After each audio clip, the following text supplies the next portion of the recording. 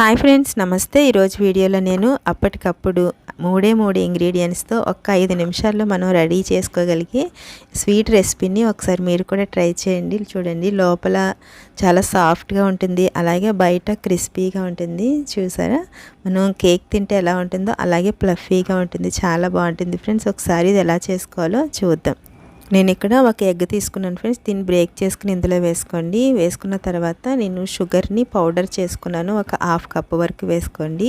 వేసుకున్న తర్వాత ఈ రెండు బాగా కలిసేటట్టు కింద అలా విస్కర్తో కలుపుకోవాలి. ఇలా కలిపిన తర్వాత మీరు షుగర్ని బట్టి, మీరు ఒకవేళ ఎక్కువ షుగర్ తినాలనుకుంటే కొంచెం ఎక్కువ కూడా యాడ్ చేసుకోవచ్చు.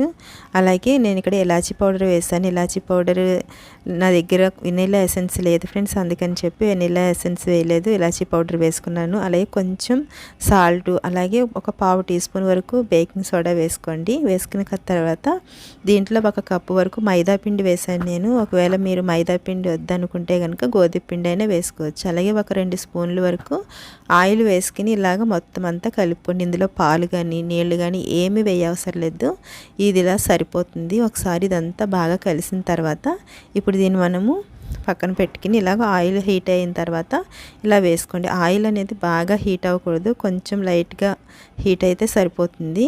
ఇలా అయిన తర్వాత, ఎందుకంటే మైదా పిండి లోపల ఉడకదు కదా, ఇది లో ఫ్లేమ్లో పెట్టుకుని మాత్రమే దీన్ని ఇలాగ ఫ్రై చేసుకోండి. వాటంతట అవే ఇలా చక్కగా పైకి లేస్తాయి. చూడండి, అటువైపు ఇటువైపు తిప్పుకుంటూ మంచి కలర్ వచ్చే వరకు ఇలాగా ఫ్రై చేసుకోవాలి. చూసారు కదా ఫ్రెండ్స్, ఎంత మంచి కలర్ వచ్చినాయో. ఇలా ఫ్రై అయిన తర్వాత వీటిని అస్సలు ఆయిల్ అనేది అస్సలు సోక్ చేసుకోదు.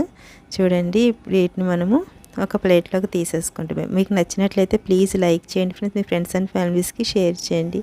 ఫస్ట్ టైం చూసినట్లయితే ప్లీజ్ సబ్స్క్రైబ్ చేసుకోండి ఫ్రెండ్స్. Thanks for watching.